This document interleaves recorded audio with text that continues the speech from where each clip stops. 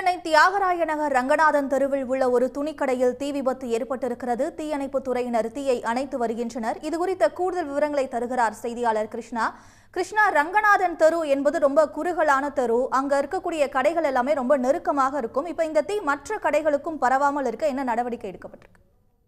நிச்சயமாக கோடை காலம் என்றாலே இந்த ஏசி மற்றும் மின்கசிவு காரணமாக தீ விபத்து என்பது அடிக்கடி நடைபெற்று வருகிறது. அந்த வகையில் தான் சென்னை ரங்கநாதன் தெருவில் பரபரப்பாக இயங்கும் ரங்கநாதன் தெருவில் காலை 11 மணி அளவில் இங்கிருக்கும் ஆடையகம் ஒன்றில் திடீரென தீ விபத்து ஏற்பட்டிருக்கிறது. நமது ஒளிப்பதிவாளர் அந்த காட்சியை காண்பிப்பார். சென்னை ரங்கநாதன் தெருவிலிருந்து உள்ளே நுழைந்தவுடன் 1/2 கிலோமீட்டர் தள்ளி இருக்கும் இந்த சோபா என்ற 3 மாடி கட்டிடத்தில் தான் இந்த துணிக்கடையில் தான் தீ விபத்து என்பது நிகழ்ந்திருக்கிறது. கடையை திறந்து உள்ளே நுழைந்து ஏசியை ஆன் செய்த போது இந்த பொதுவாக இங்கு இருக்கும் அனைத்து தளங்களுக்கும் ஏசி செல்வதற்கான அந்த ஏசி பிளான்ட் ஆன் செய்திருக்கிறார்கள்.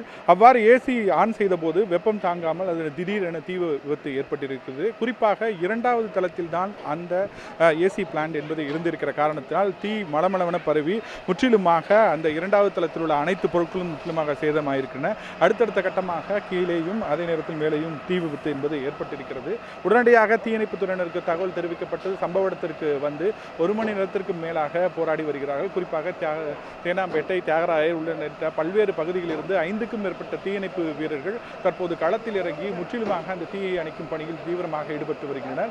1 மணி நேரத்திற்கு மேலாக போராடி முற்றிலுமாக தீயை அணைத்தாலும் இந்த கரும்புகை என்பது அந்த ஏசி பிளான் மற்றும் துணிக்கடை என்பதால் முற்றிலுமாக இருந்து புகையாக வெளிவந்து கொண்டே இருக்கிறது.